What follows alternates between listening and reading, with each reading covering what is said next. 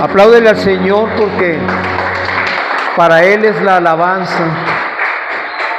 A veces podemos decir nosotros, hoy no estuvo tan bonita la alabanza.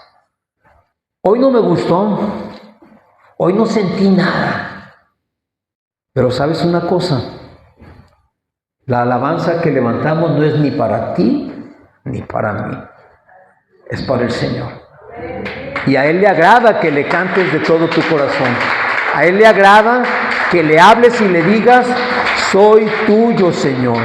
Úsame, usa mis manos, usa mi vida, usa mi ser, usa a mi familia, usa mi trabajo, usa todo lo que yo tengo a mi alrededor, Señor, porque todo tiene que ser para gloria y honra tuya.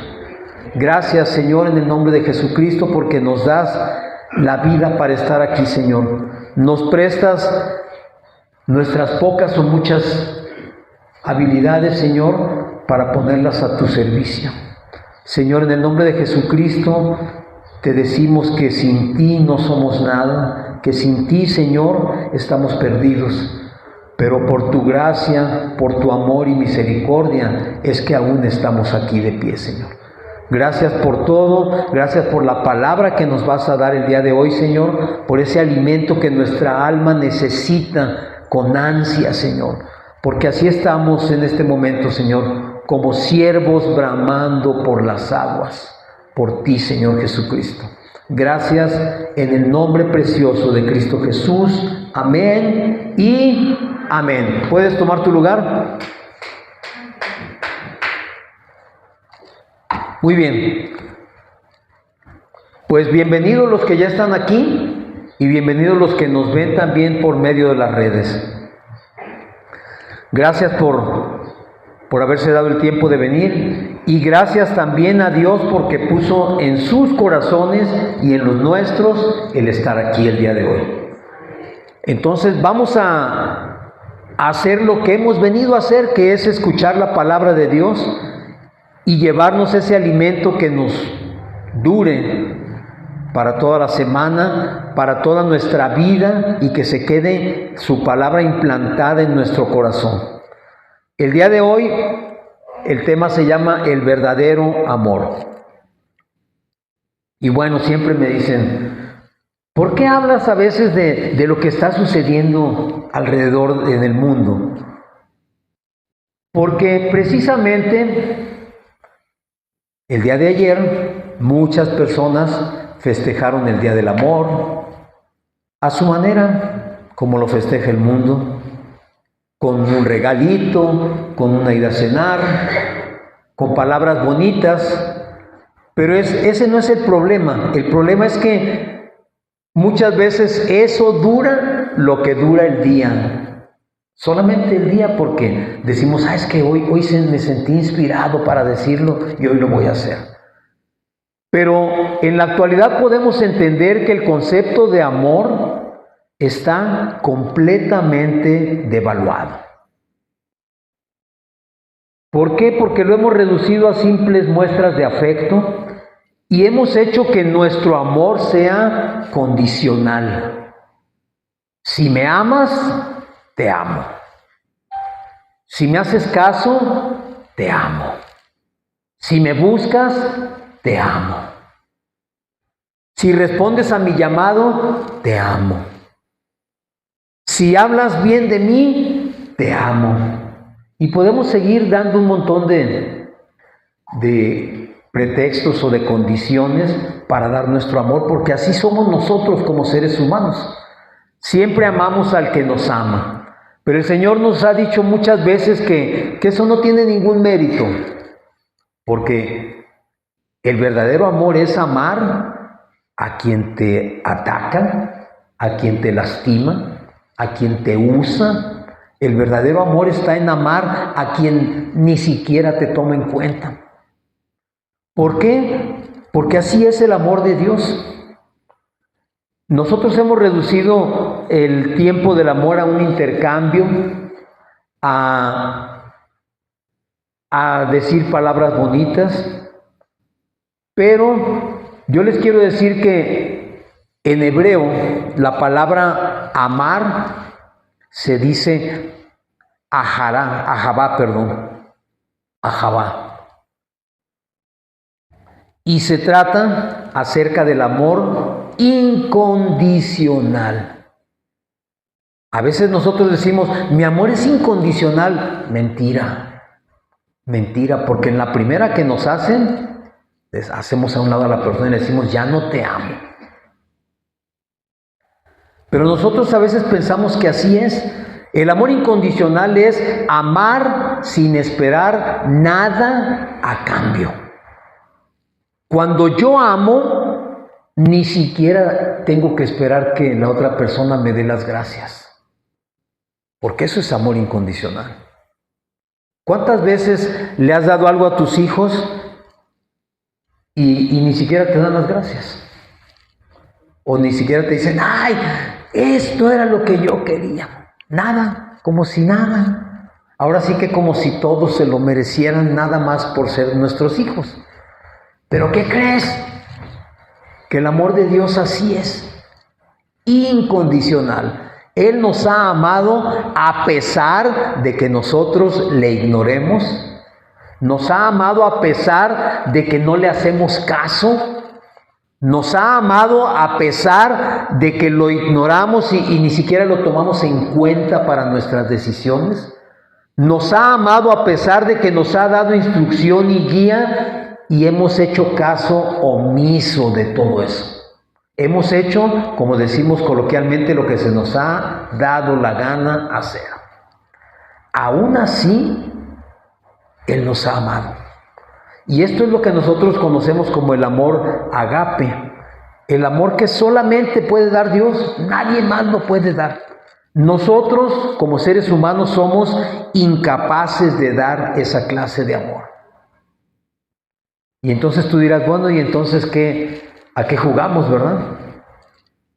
¿A qué jugamos o qué estamos haciendo? Bueno, pues vamos a ir a 1 Corintios 13:4. Yo sé que ya se la saben de memoria también. Primera carta a los Corintios 13.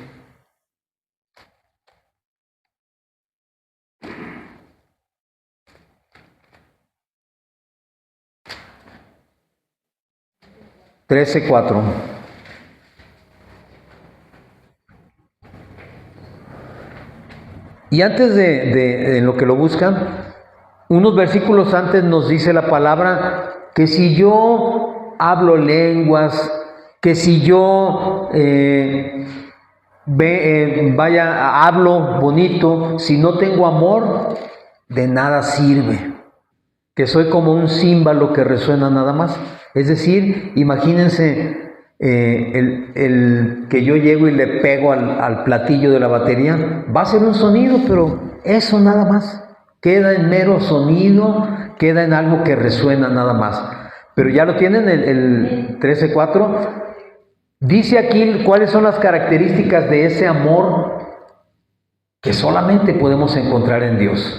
Dice, el amor es sufrido, es benigno, el amor no tiene envidia, el amor no es jactancioso, no se envanece, no hace nada indebido, no busca lo suyo, no se irrita, no guarda rencor, no se goza en la injusticia, mas se goza de la verdad. Todo lo sufre, todo lo cree, todo lo espera, todo lo soporta. El amor nunca deja de ser. Hasta ahí vamos a leer ahorita. Yo creo que nada más de leer esto nos damos cuenta que si se trata de amar así, no la hacemos, ¿verdad? Porque no nos gusta sufrir. No nos gusta que nos hagan el mal. Nos molestamos, nos irritamos cuando alguien nos hace algo que no nos gusta. Guardamos rencor cuando alguien nos afecta en lo emocional o en algo en particular. Guardamos rencor y decimos, pero me las vas a pagar. Y luego todavía nos atrevemos a decir, pero hay un Dios que todo lo ve. Hay un Dios, no se te olvide que hay un Dios y allí vas a pagar. Dice también que el amor no se goza con la injusticia, mas se goza con la verdad. A nosotros a veces la verdad no nos gusta. No nos gusta. Nos lastima o decimos, para esto vine, eso ya lo sabía. Yo ya sé que estoy mal, pero quiero que me digan cómo estar bien. No nos gusta escuchar la verdad. Dice también que todo lo sufre. Y aquí hay que hacer siempre un paréntesis, porque entonces luego nos dicen, es que si en tu relación estás sufriendo, es porque es amor. No. Sufrir en el idioma original usado en la Biblia, no habla de sufrimiento, sino de transformación. O sea, el amor todo lo transforma. Por eso dice, todo lo sufre, todo sirve, el amor sirve para transformar todo lo cree. Nosotros dudamos tantas veces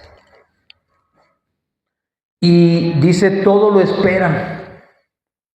Siempre, el amor siempre está confiado. Y dice también que todo lo soporta. Es decir, soportar es sostener. Como las columnas sostienen esas vigas, a eso se refiere el soportar. Están soportando las vigas y las vigas soportan el peso del piso de arriba. Eso es soportar. No es aguantar ni resignarse. Aquí no habla de resignación. Y dice entonces que todo va a pasar, pero que el amor nunca deja de ser. ¿Por qué el amor nunca deja de ser? Porque sabemos, y no es simplemente una frase conocida, que Dios es amor.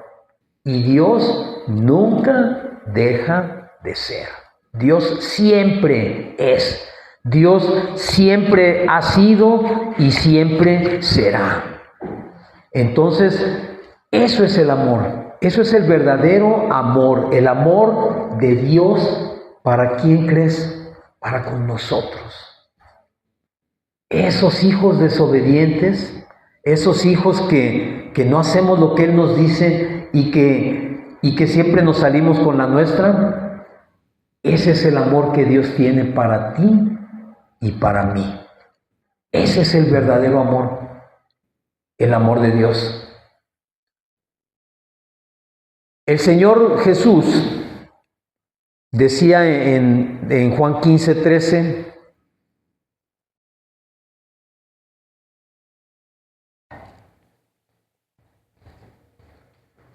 el Evangelio de Juan 15, versículo 13.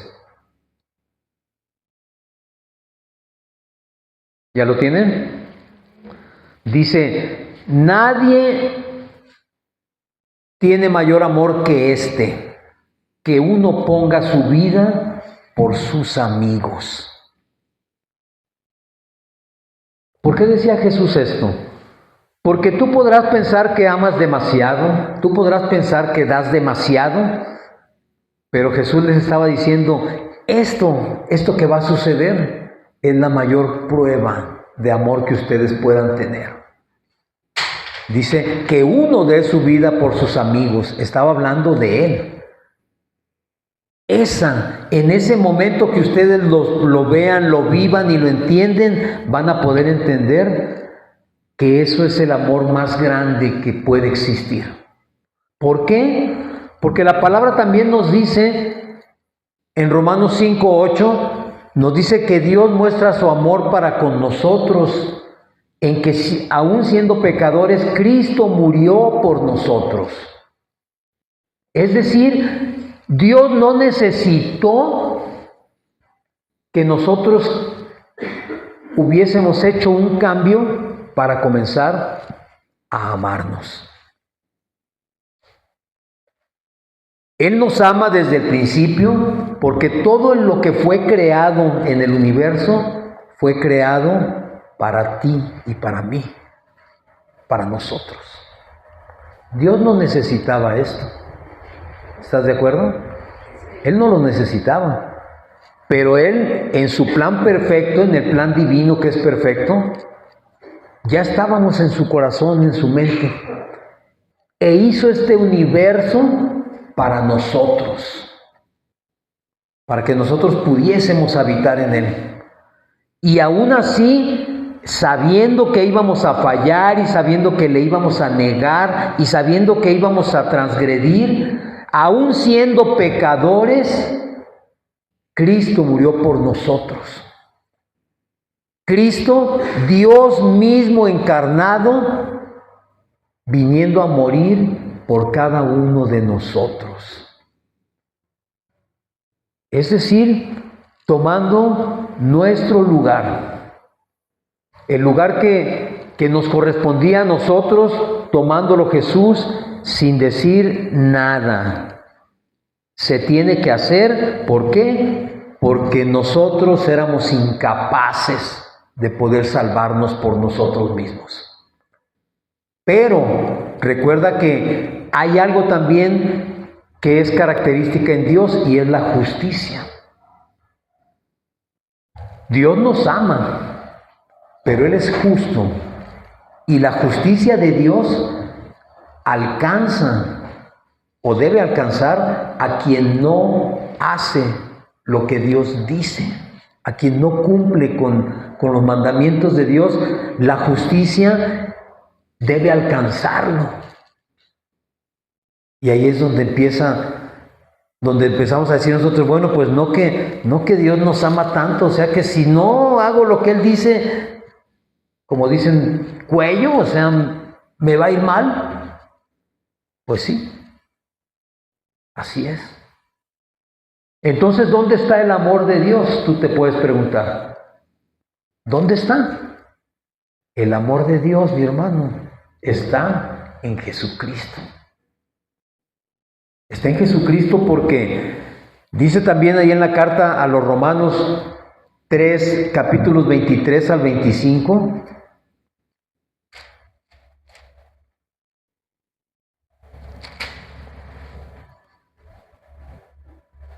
¿Ya lo tienes? Dice, por cuanto todos pecaron, fíjate bien, hay gente que dice, yo no peco. O bueno, quizás sí peco, pero poquito. Porque mis pecados no lastiman a nadie, porque son pequeñitos. Pero aquí dice la palabra que por cuanto todos pecaron y están destituidos de la gloria de Dios, es decir, ni tú ni yo tendríamos acceso jamás a la gloria de Dios. Nunca. No habría manera de que tú y yo pudiéramos acceder a esa gloria. Dice entonces que fuimos justificados gratuitamente por su gracia, mediante la redención que es en Cristo Jesús, a quien Dios puso como propiciación por medio de la fe en su sangre, para manifestar que su justicia, a causa de haber pasado por alto en su paciencia los pecados pasados. Amén. Dice la palabra entonces que tú y yo estamos destituidos por naturaleza de la gloria de Dios. No tenemos acceso a ella. Pero fuimos justificados, no justos, sino justificados por Jesucristo, por su gracia, mediante la redención, dice, es decir, ¿por qué fuimos justificados? Porque el precio de nuestro pecado fue pagado. Porque si no se paga ese precio del pecado, no puedes ser justificado. Necesitas pagarlo. Pero ¿quién de nosotros puede pagar ese precio? Nadie. Absolutamente nadie. ¿Por qué? Porque el precio del pecado, ¿cuál es? La muerte. Y sí, todos morimos físicamente, pero esa muerte es la consecuencia de nuestro pecado. La muerte física es una muerte, digamos, temporal. ¿Por qué? Porque lo importante aquí es la muerte espiritual, la muerte eterna, la segunda muerte de la cual habla la palabra. Esa muerte que viene después del juicio. Y si nosotros vamos al juicio solos, ¿cómo crees que seremos declarados? Culpables. Porque sí o sí somos culpables. No hay manera en que yo diga, es que lo hice porque no podemos justificarnos. Por eso dice la palabra que nuestra justificación fue Jesucristo. Porque Él, siendo sin pecado, cargó con todos nuestros pecados. Y tuvo que pagar el precio. ¿Cuál fue? Su muerte. Pero con una diferencia enorme. Por cuanto Él jamás pecó, la muerte no pudo retenerlo. Y fíjate qué importante es esto, porque a veces pensamos que pues un pecadito leve nos libraría de la muerte eterna, y no es así. En Jesús no se encontró un solo pecado, porque si hubiese habido uno solo, no hubiera podido resucitar. Pero por cuanto no había pecado en Él, Él resucitó, y entonces, solamente entonces, fuimos rescatados nosotros de esa muerte eterna, porque tus pecados y mis pecados fueron puestos sobre su persona. ¿Sí? Y esto fue gratuito. Tú y yo no tuvimos que hacer nada. Pero fíjate bien, tú me puedes decir, pues eso ya lo sabía, ya lo había entendido. Me da gusto, gloria a Dios que lo hayas entendido. Pero para mí, aquí es donde empieza la verdadera muestra del amor de Dios para con nosotros. Porque dice que Jesús fue puesto como expiación nuestra y como propiciación para nosotros. ¿Y qué significa esto? Expiación significa que una persona o una víctima, como era en el Antiguo Testamento, un cordero, sobre él eran puestos los pecados del pueblo. Y Cristo es el Cordero perfecto sobre el cual fueron puestos nuestros pecados. Él los expió, los quitó de nosotros para cargar con ellos. Y no solamente eso, dice que Él fue hecho propiciación. ¿Sabes qué significa la palabra propiciación? ¿Sí sabes o no sabes? ¿No? Ok. La propiciación es el acto mediante el cual Jesucristo, a través de su sacrificio en la cruz, apaciguó la justa ira de Dios contra el pecado. Te lo explico en español. Jesús fue el único capaz de calmar la ira justa de Dios para con el pecado. Porque el pecado está de tal manera en el mundo que ciertamente produce o provoca la ira de Dios. Porque hay una desobediencia total y absoluta. Basta estar en la calle caminando, basta escuchar una conversación para darte cuenta que palabra tras palabra es una ofensa tras otra y tras otra. Nuestro diario actuar es una transgresión constante. De manera que la ira de Dios, justamente por cuanto Él es justo, debiera caer sobre nosotros. Pero el único capaz de apaciguar la ira de Dios fue y es Jesucristo. Solamente Él. ¿Por qué? Porque es Dios mismo encarnado. Solamente Él se puede apaciguar a sí mismo. Por eso envió a Jesús, por eso se hizo carne en Jesús, para poder satisfacerse a sí mismo en su justicia. Porque debía haber una paga por el pecado. Eso es justicia. Tú matas a alguien y hay una paga que dar. Tienes que ir a la cárcel por una cantidad de años. La justicia aplica sobre el delito. La justicia de Dios aplica sobre el pecado. Y la paga justa era la muerte. pero no solamente satisfizo la justicia de Dios y la ira de Dios, sino que nos reconcilió con Él. ¿Qué significa esto? Significa que no solamente fuimos justificados y perdonados, sino que fuimos reconciliados con el Padre. ¿Y qué significa reconciliarse? Reconciliarse es volver a ser amigos, volver a hacer las paces. Ok, nos peleamos, discutimos, pero ¿sabes qué? Quiero hacer las paces contigo. Dios quería hacer las paces con nosotros.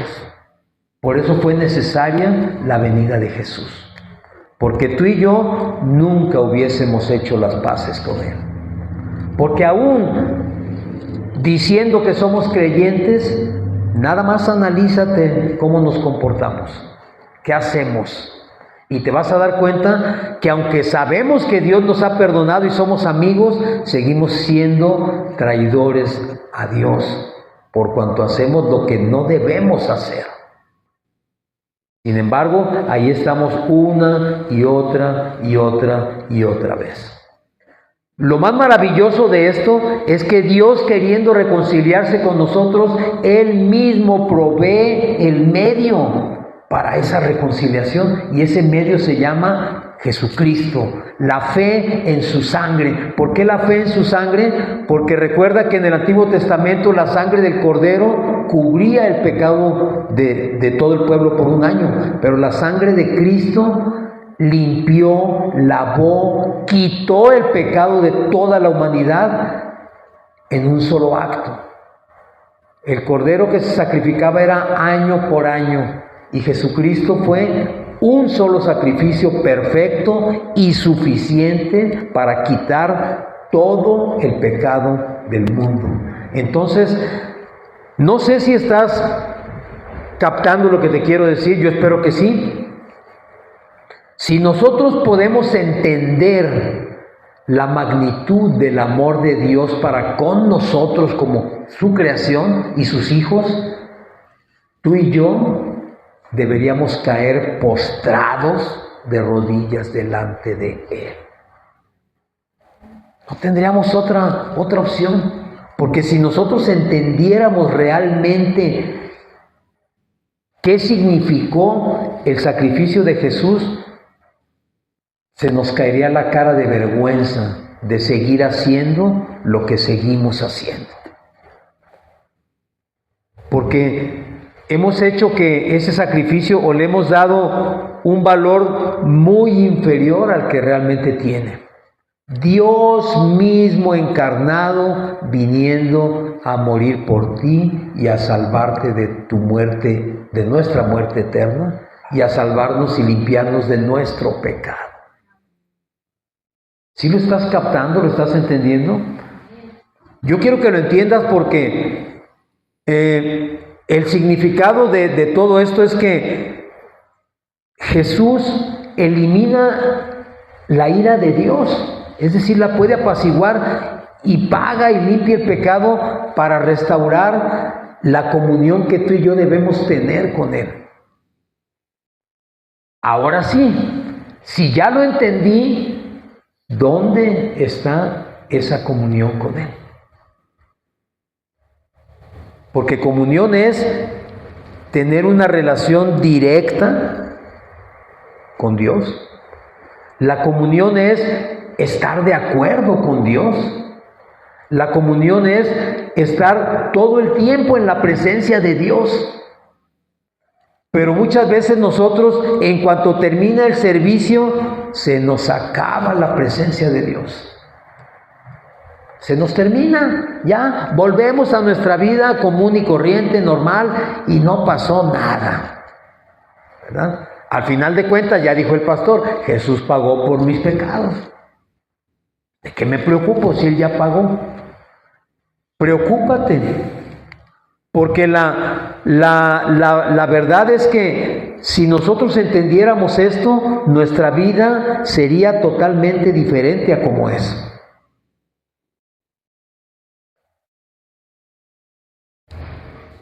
La propiciación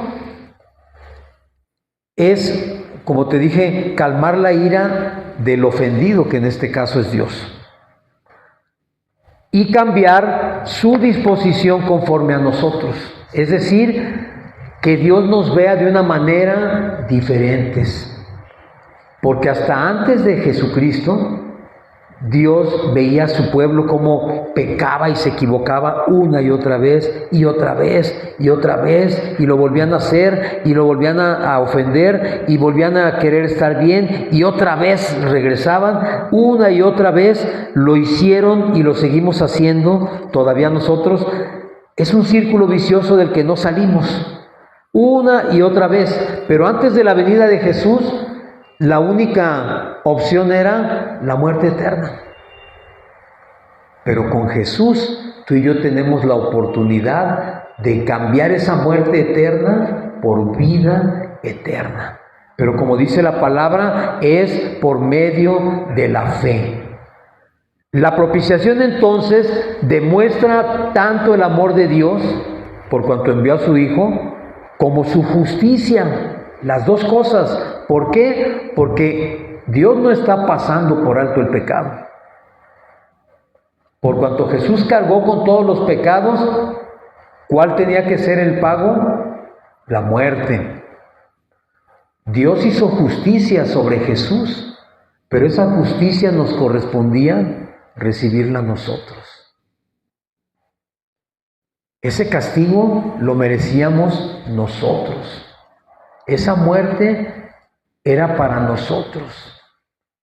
Esa condenación era para nosotros.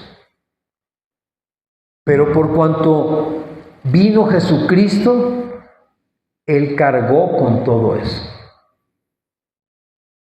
Por eso es que Jesús es nuestra propiciación. Es decir, Dios fue propicio y es propicio con nosotros. Lo que nos correspondía ya no está sobre nosotros. El castigo que nos tocaba ya fue cubierto y recibido por Jesucristo. Y por cuanto eso sucedió, tú y yo hoy somos libres. ¿Y por qué tenía que venir Jesucristo? Por una simple y sencilla razón. Porque Dios, siendo Dios, no puede morir. Y como el pago del pecado era la muerte, era necesario que se encarnase y que fuese como nosotros. En el libro, en la carta a los Hebreos, capítulo 2, versículo 17, Hebreos 2, 17.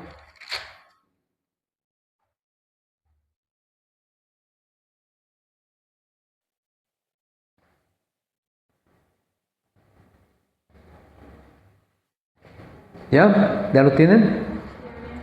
Ok, dice, está hablando de Jesucristo, por supuesto, dice, por lo cual debía ser en todo semejante a sus hermanos para venir a ser misericordioso y fiel sumo sacerdote en lo que a Dios se refiere, para expiar los pecados del pueblo.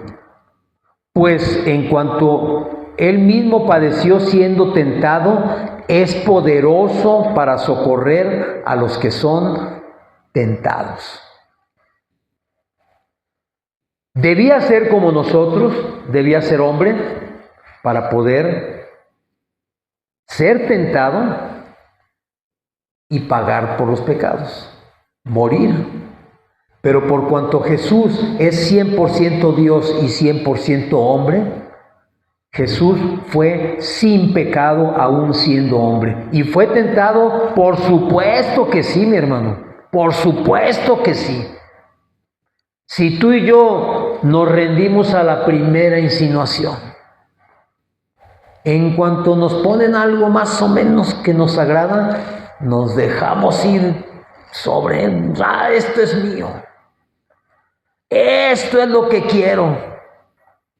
Imagínate, si eso nos sucede a nosotros, ¿en qué pudo el enemigo no haber tentado a Jesús? Yo creo, sinceramente, y porque la palabra lo dice también, que Él fue tentado en todo. Todo lo que te puedas imaginar, todas las tentaciones que puedas imaginarte, fueron puestas delante de Jesús. El enemigo no descansó de una manera, de otra, y yo creo que se le terminó los recursos al enemigo porque dijo, pues qué mal le pongo, porque este Jesús no cede ante ninguna tentación, ante ninguna. Y tú y yo, te repito, en la primera nos vamos así como resbalándonos en el hielo, ¿verdad? A ver quién nos detiene. Caemos en la tentación con una facilidad tremenda. Pero así tenía que ser Jesucristo. ¿Por qué? Porque de esa forma es como Él entiende, como tú y yo vemos la tentación. Él entiende en su naturaleza humana como tú y yo fuimos fáciles presas de esa tentación. Por eso es misericordioso para con nosotros. Por eso dice que es poderoso para socorrer a los que son tentados. Entonces, ¿qué debería yo hacer ante una situación de tentación? Inmediatamente pedir ayuda. Señor Jesucristo, líbrame de esta tentación. Pero generalmente no lo hacemos. Generalmente decimos, total, luego vamos a ver cómo lo arreglamos. Pero por cuanto Él vivió lo mismo, Él es misericordioso, es decir, Él nos envía la ayuda, el recurso, la salida para esa tentación. Pero nosotros difícilmente pensamos en Él cuando la tentación viene. Porque si pensásemos en Él o invocásemos al nombre de Jesucristo, la tentación tiene que ser echada a un lado. Pero normalmente no es así. Normalmente caemos una y otra vez. En la primera carta de Juan, capítulo 2, versículo 2, es la primera carta, no es el Evangelio.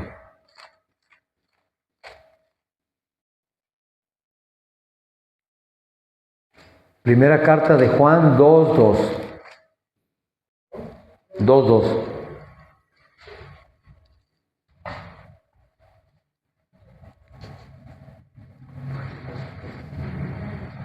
¿Ya? Fíjense, vamos a leer desde el 2:1.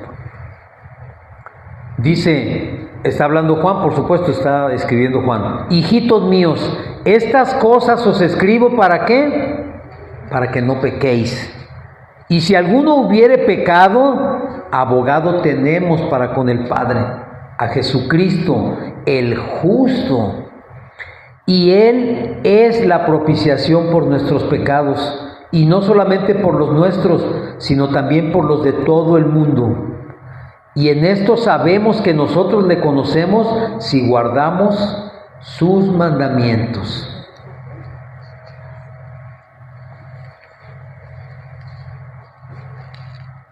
Juan nos está diciendo aquí, mejor dicho, el Espíritu Santo por medio de Juan nos está diciendo, te estoy escribiendo esto para que no peques. Pero yo sé que vas a pecar. Yo sé que te vas a equivocar. El Espíritu Santo nos está diciendo, yo sé que no vas a poder. Lo sé. Por eso te digo que si te equivocas, tienes abogado ante el Padre. Si te equivocas, si nos equivocamos como solemos hacerlo, tenemos un abogado que es Jesucristo.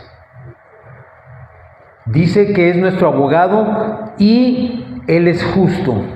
¿Por qué justo? Porque Jesucristo es la justicia de Dios. Dice, y Él es la propiciación por nuestros pecados. Es decir, ya que nos equivocamos, ya que lo hicimos mal, ya que volvimos a regarla, Él intercede por nosotros ante el Padre. Imagínate, intercediendo por cada una de nuestras equivocaciones. Vaya que tiene chamba Jesucristo. Cada vez que tú y yo nos equivocamos, Él se pone frente al Padre y le dice, Padre, perdónalo. Yo ya pagué por ese pecado también. ¿Te das cuenta? No significa que Dios diga, no pasa nada, mi hijo, usted siga pecando, ¿verdad? No hay bronca, al cabo ya está todo pagado. No, no significa eso. La justa ira de Dios debiera caer sobre nosotros, pero Jesús es nuestro abogado y es quien detiene la ira de Dios para con nosotros y lo hace propicio, es decir, nos justifica delante del Padre. Y por cuanto somos justificados, Dios ve en nosotros la figura de Jesucristo. Date cuenta qué responsabilidad tan tremenda tenemos, porque cada vez que yo me equivoco, es como si saliera Jesús a ponerse en medio y dijera, espera, Padre, no le hagas nada, yo ya pagué por él. Y tú y yo nos hacemos a un lado y otra vez volvemos a caer. Y casi como si le estuviéramos sacando la vuelta a Jesucristo, ¿verdad? Y Jesús, vez por vez, delante de nosotros, intercediendo para que la ira de Dios no sea sobre nosotros. Y entonces, si empezamos hablando del amor, ¿dónde queda el amor? Ya dijimos y te dije que para lo que yo entiendo, esta propiciación es una muestra tremenda del amor de Dios. Pero en la primera carta de Juan, allí mismo, en el capítulo 4, en el versículo 10,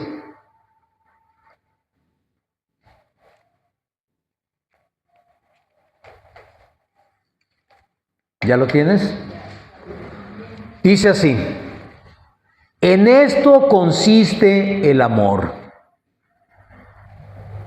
no en que nosotros hayamos amado a Dios, sino en que Él nos amó a nosotros y envió a su Hijo en propiciación por nuestros pecados.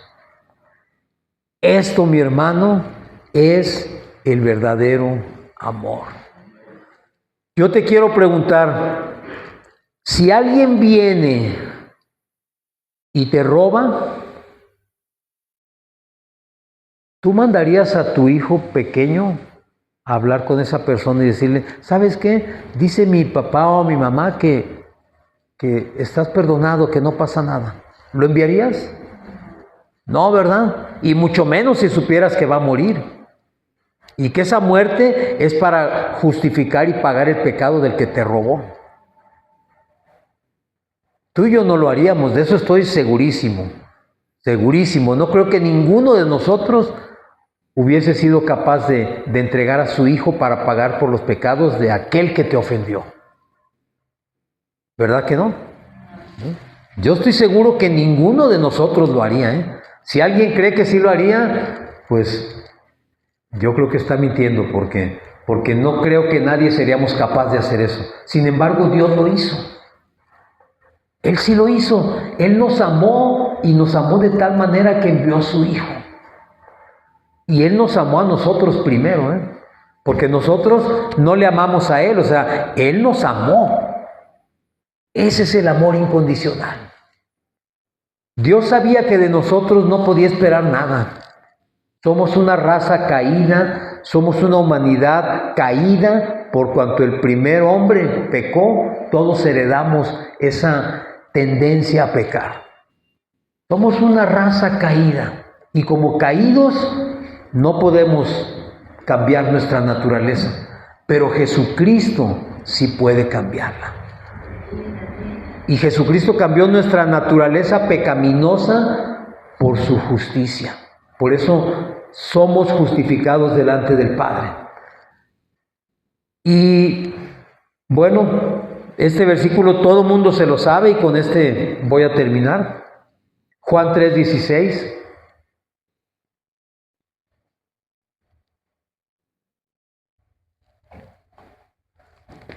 Si tú lees la palabra de Dios, vas a encontrar prácticamente en toda la palabra las manifestaciones del amor de Dios. Porque toda la Biblia habla de Jesús, toda la Biblia habla de Dios, y si Dios es amor, Dios es la palabra y es la Biblia. Y en todo momento nos está diciendo, hijo mío, yo te amo, yo te amo. ¿Ya lo tienen, Juan 3:16? Ok. Esto está tremendo, pero a mí me encanta porque yo he visto estos versículos en muchas traducciones de la Biblia, y aún aquellos que niegan la naturaleza divina de Jesucristo, en su Biblia también dice esto. Dice Juan 3:16, porque de tal manera amó Dios al mundo que ha dado a su Hijo unigénito, para que todo aquel que en Él cree no se pierda, mas tenga vida eterna. Voy a seguir hasta el 19. Porque no envió Dios a su Hijo al mundo para condenar al mundo, sino para que el mundo sea salvo por Él. El que en Él cree no es condenado, pero el que no cree ya ha sido condenado porque no ha creído en el nombre del unigénito Hijo de Dios. Y esta es la condenación, que la luz vino al mundo y los hombres amaron más las tinieblas que la luz, porque sus obras eran malas.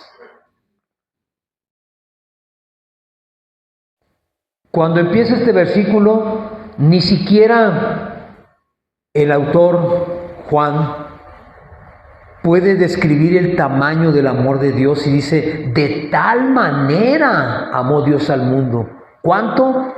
Mucho, muchísimo, de una forma que ni tú ni yo nos podemos imaginar. Nuestra mente se queda corta ante la magnitud del amor de Dios, porque dice que dio a su Hijo unigénito, para que todo aquel que en Él cree no se pierda, mas tenga vida eterna.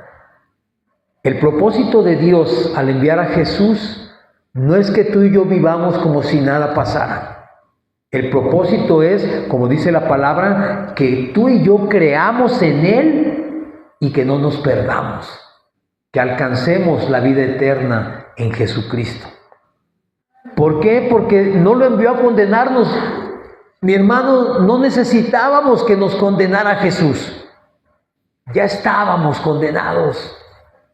Nuestro destino, de acuerdo a la justicia divina, era la muerte eterna. Condenados ya estábamos. Jesús no vino a decirnos, se van a ir al infierno, Eso no vino a decirnos. Nos vino a mostrar de qué manera podemos nosotros librar ese fuego eterno. Por eso dice la palabra, para que todo aquel que en Él cree no se pierda, mas tenga vida eterna. Y luego dice que, no vino a condenar al mundo, sino para que el mundo fuera salvo por Él. El que en Él cree no es condenado, pero el que no cree ya ha sido condenado. Es decir, tienes la libertad de creer o no creer. El jueves les voy a platicar rapidito. Después de terminar la reunión de varones, estaba yo cerrando el portón de la iglesia y se para un varón en una camioneta y me dice, ¿y esto es verdad? Pues yo volteé y le dije, ¿qué cosa? Jesucristo. Dice, veo ahí que dice Jesús Rocafuerte. ¿Es verdad? Porque si fuera verdad, el mundo no estaría como está. Si eso fuera verdad, la gente no viviría como vive. Dije, bueno, pues es que la gente vive como vive porque está como usted, porque no creen que Jesús sea la verdad. Si la gente lo creyera y lo entendiera, la gente viviría de una manera diferente. Pues yo no creo, me dijo, así me lo dijo, pues yo no creo, ni creo que esto sea verdad. Dije, bueno, pues aquí está escrito. El que cree tiene vida eterna. El que no cree ya está condenado. Pero no porque Dios lo haya condenado, porque Él mismo se está condenando al cerrar su corazón a no creer en Jesucristo. Porque el que cree es salvo, es salvado. Dice la palabra también que el verdadero amor echa fuera todo temor. De tal manera que si nosotros creemos en Jesucristo, que es Dios mismo encarnado, y creemos que Jesucristo es la manifestación viva y física del amor de Dios, porque a Dios nadie le ha visto, pero a Jesucristo sí le hemos visto. Nosotros no vivimos en el tiempo que Él estuvo en la tierra, pero le hemos visto por el testimonio que existe de su venida. Nosotros le hemos conocido. Y Jesús dijo, el que me ha visto a mí, ha visto al Padre. Es decir, Jesucristo y el Padre son uno solo. Son uno solo. Y ese es el amor más grande que tú y yo podemos experimentar y sentir. No que nosotros seamos aptos ni buenos para amar, sino que el amor de Dios se manifestó en Jesucristo y fue puesto en nosotros por medio del Espíritu Santo. Nosotros amamos a Dios porque Él nos amó primero. Y porque su amor es tan grande y ha sido tan grande siempre, que lo único que necesitamos tú y yo es decir, vengas tu reino, Señor. Déjame sentir tu amor. Déjame entender cuánto me amas. Déjame saber cuánto te necesito.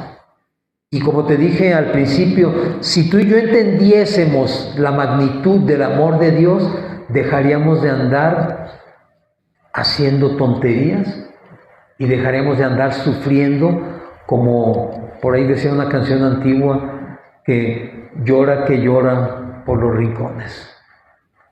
Dejaríamos de estar sufriendo y lo único que nos quedaría por hacer es, como te dije, caer postrados delante de la presencia de Dios, delante de su amor, reconociendo nuestra incapacidad de amar y de vivir si no es por medio de Jesucristo en nuestras vidas. Amén y amén. Vamos a darle un aplauso al Señor y nos ponemos de pie porque vamos a terminar como siempre cantando una alabanza.